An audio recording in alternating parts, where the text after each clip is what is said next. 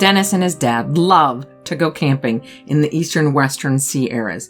They have great camping spots next to lakes and great trails and lots of great spaces where you can camp and then go out and do some day hikes while you're there. So this weekend that Dennis and his dad went camping, the campground was pretty full, which is not unusual for a summer weekend. But they were lucky enough, or so they thought, to find a little camp spot a little secluded away from everybody else. So they pitched their tents in that spot. Now, the first night that they were there was a little bear activity, but nothing unusual. It was a pretty uneventful night. Now, the second night, Dennis goes and crawls into his tent, and it's a backpacker tent, so it's pretty small. So as he describes it, his head hits one end and his toes hit the other.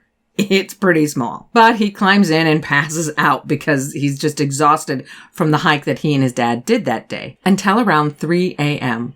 when he wakes up to the sound of footsteps.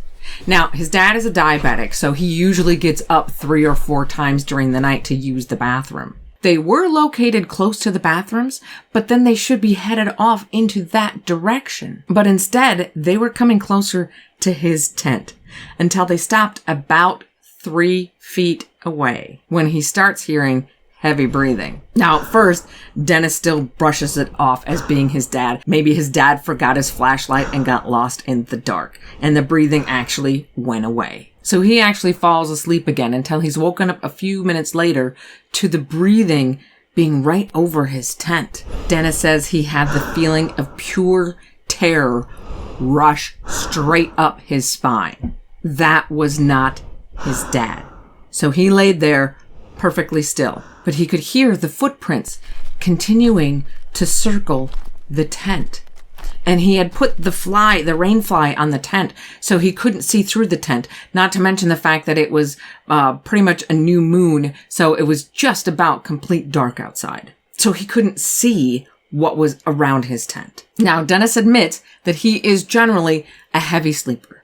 So he says that he just tries to convince himself that he's dreaming. But just as that thought pops into his head, he feels a single finger run the length of his foot through his tent. Real slow, real methodical. Now, at that point, Dennis figures he has to be dreaming because his foot is inside of his sleeping bag. Until he looks, and with what little ambient light there is, he sees that his foot is not inside his sleeping bag. His foot is bare and out of the sleeping bag. So he just completely froze as whatever it is stroked his foot for at least 1 or 2 full minutes. Then it just breathed heavy for a few more times and stood up and stared at the tent until it disappeared. Now, Dennis couldn't tell whether it had walked away or just simply vanished, but whatever the case is, he was up for the rest of the night. Now, once morning finally came and Dennis heard his dad coming out of his tent, Dennis bolts out of his tent and meets his dad at the fire. And he asks his dad if he'd gotten up at all the night before.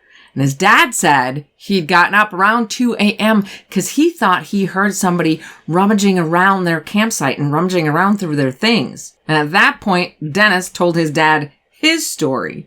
And they looked around the campsite and they could see that all of the gear that they had sitting on their table had been rearranged. Every item, but nothing taken. And a perfect circle of footprints around Dennis's tent.